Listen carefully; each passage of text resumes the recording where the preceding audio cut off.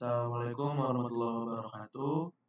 Selamat pagi, siang, sore, dan malam. Perkenalkan, saya Muhammad Alfiansa dari kelas X8G, mahasiswa Teknik Informatika, Fakultas Teknik dan Ilmu Komputer. Oke, pada kesempatan kali ini, saya ingin mensimulasikan bagaimana program sistem pendukung keputusan dalam menentukan karyawan terbaik pada PT Pegas Solution menggunakan metode Analytical Hierarchy Process atau AHP. Sebelumnya, kenapa saya ingin membuat program ini? Dikarenakan yang pertama, bahwa pelaksanaan pemilihan karyawan terbaik di PT Pegas Solution masih dilakukan secara manual dan belum tersedianya sistem yang dapat memproses penilaian karyawan dan memberikan rekomendasi dalam pemilihan karyawan terbaik. Oke, setelah itu lanjut untuk membuat sistem ini saya menggunakan dua software. Yang pertama ada XMPP Control Panel. Di dalamnya terdapat modul-modul. Lalu modul yang digunakan adalah modul MySQL. Oke, setelah saya start, langsung saya masuk ke adminnya. Akan muncul di sini localhost admin. Oke, setelah itu, sini sudah ada beberapa database, dan database yang digunakan adalah database SPK karyawan terbaik Pegas. Berikut adalah data-data di database-nya. Terdapat tabel kriteria, tabel karyawan, tabel selection, tabel subkriteria, dan tabel users. Lanjut, kita masuk ke programnya. Saya menggunakan aplikasi NetBeans IDE 802. Kita coba running aplikasinya.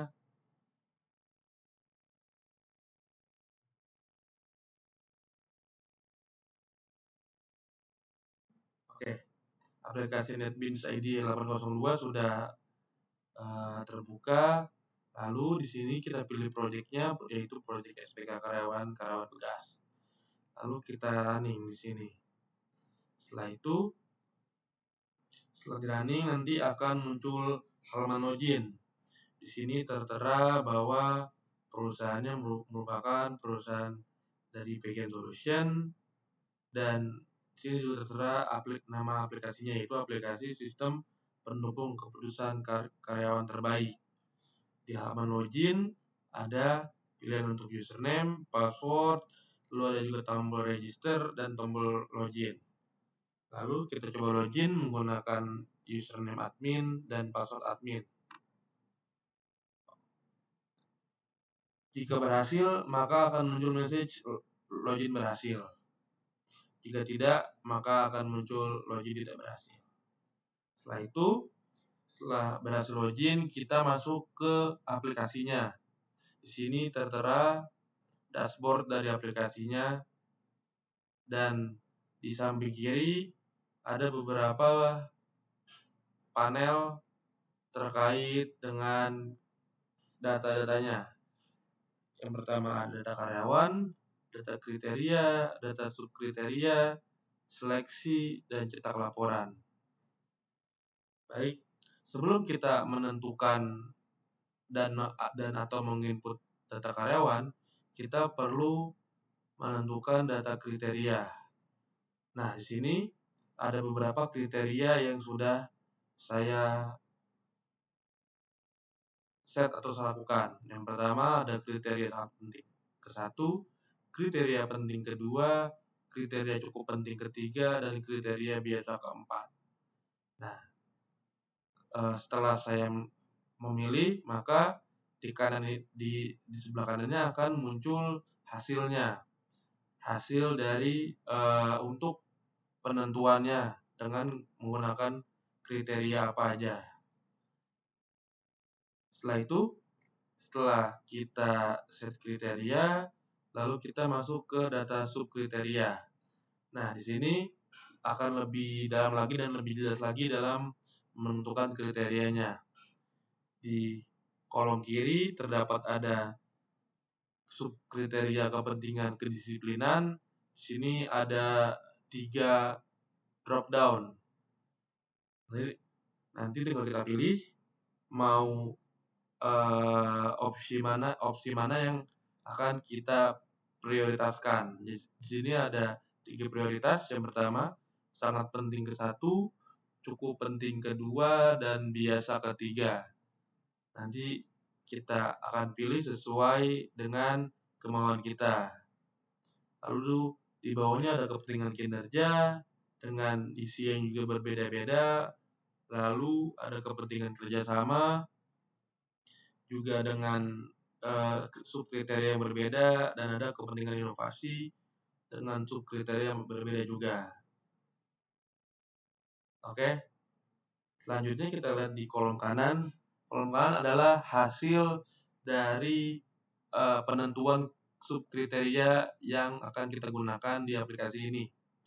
Di sini tertera untuk kriteria kedisiplinan, prioritas paling tinggi adalah kehadiran. Setelah itu ada ketepatan penyelesaian tugas dan ada kepatuhan terhadap aturan. Lalu untuk di kinerja, yang paling penting adalah kualitas kerja, lalu cukup penting kedua adalah pencapaian target, dan yang ketiga biasa adalah jumlah output. Untuk kerjasama, sangat penting pertama adalah komunikasi efektif, lalu cukup penting kedua adalah kontribusi dalam tim, dan yang biasa ketiga adalah sikap kooperatif.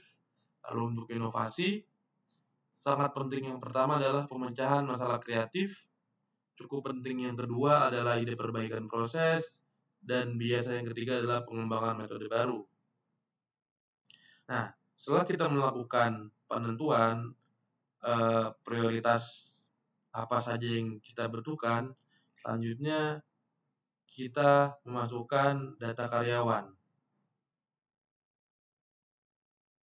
Nah, pada data karyawan, di sini sudah ada tabel yang saya isi sesuai dengan hasil dan pembahasan di bab 4. Jika kita ingin menambah data karyawan, kita tinggal klik di kanan atas ada tambah data karyawan. Setelah kita klik, ID-nya kita kosongkan karena ini otomatis ada. Lalu kita isi nama, misalnya Alfi, divisinya IT, lalu jenis kelaminnya ada laki-laki, nomor HP-nya tertera, bisa apa aja. Selanjutnya ada untuk alamat, misalnya kita isi Jakarta Timur. Nah, hal yang paling penting adalah di sini ketika kita melakukan tambah data karyawan, kita juga perlu melakukan penilaian bobot karyawan sesuai dengan kriteria yang tadi kita lakukan. Jadi, kita ambil contoh, misalnya Alfi ini memiliki kedisiplinan yang kita ambil poin dari 0 sampai 100. Misalnya kita isi 90, lalu kinerja kita isi 85, kerjasama kita isi 90, dan inovasi kita isi 85. Nah, ini adalah hal yang paling penting di sistem pendukung keputusan ini. Karena penilaian ini adalah acuan untuk bisa menentukan bahwa karyawan mana aja yang bisa dikategorikan dengan karyawan terbaik. Setelah itu kita tambah data. Oke, datanya sudah terisi, data 13 dengan ID 13, nama Alfi, divisi IT, jenis kelamin laki-laki, nomor HP tertera, alamat Jakarta Timur, dan dengan nilai-nilai tersebut. Lalu selanjutnya kita lakukan seleksi menggunakan metode AHP. Nah, di sini sudah ada nama-nama karyawan sebelumnya dan sudah ada rankingannya. Misalnya ranking 1 bulan, ranking 2 sehari, mita, dan lain-lain. Lalu karena kita melakukan penambahan data karyawan baru, maka kita perlu melakukan penilaian ulang. Dengan cara kita pilih di kanan atas ada kolom mulai penilaian karyawan nomor HP. Setelah itu, disinilah muncul perhitungan-perhitungannya. Ada matriks perbandingan kriteria, ada matriks normalisasi, ada menghitung nilai indeks konsistensi, ada menghitung nilai konsistensi rasio, ada matriks perbandingan alternatif terhadap kriteria, dan ada matriks bobot alternatif terhadap kriteria. Dan selanjutnya di paling bawah kiri adalah hasil akhir. Nah, setelah itu karena semua kriteria ini sudah kita input dan rumus-rumus sudah kita masukkan sebelumnya di codingannya, selanjutnya kita tinggal klik mulai hitung. Nah, setelah itu muncul hasil akhir seperti di bawah ini. Seperti kita ambil contoh, ID 1, nama karyawan Sinta, kedisiplinan 0,089, kinerja 0,091, kerjasama 0,089, inovasi 0,092, bobot 0,090, dan lain-lain. Nah, setelah itu tersimpan data. Lalu akan muncul message data berhasil disimpan. Setelah itu kita keluar. Setelah kita hitung, bagaimana kita bisa mendapat laporan bahwa sistem ini sudah berjalan, kita bisa ke bagian cetak laporan. Di sini ada 4 opsi dan atau tools atau laporan terkait aplikasi tersebut. Misalnya kita lihat di laporan data karyawan. Nah, lalu muncul jumlah karyawan yang ada di data karyawan. Sejumlah 11. Dengan yang paling terbaru adalah Alfi dengan ID 13. Setelah itu, jika kita ingin melihat laporan prioritas kriteria, kita tinggal klik aja. Lalu bakal muncul laporan data kriteria dengan ketentuan sebagai berikut. Kode kriteria K1, nama kriteria kedisiplinan, prioritas sangat penting. Dan sampai ke yang biasa yaitu inovasi. Lalu di sini juga ada tanda tangan, tempat, dan tanggalnya. Dan juga ada kop surat dari PT Pegas Solution-nya. Lalu selanjutnya kita ke laporan prioritas subkriteria. Kita klik aja, lalu bakal muncul laporan data subkriteria sesuai yang tadi kita input.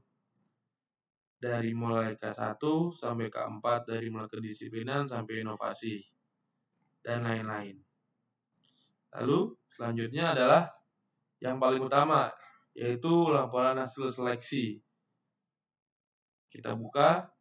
Nah, di sini setelah kita coba seleksi dan kita hitung menggunakan AHP, muncul dan hasil laporan hasil seleksi yaitu nama karyawan Alfi, divisi IT, nilainya 0,099 dan menjadi ranking 1 atau karyawan terbaik pada PT Pegas Solution. Jadi di sini kita bisa lihat semua urutan dari data karyawan yang telah kita input sebelumnya. Dari ranking 1 sampai dengan ranking 11. Jadi aplikasi ini dapat mempermudah tim HCM atau tim HR untuk melakukan penentuan karyawan terbaik dengan menggunakan kriteria-kriteria yang telah disebutkan tadi.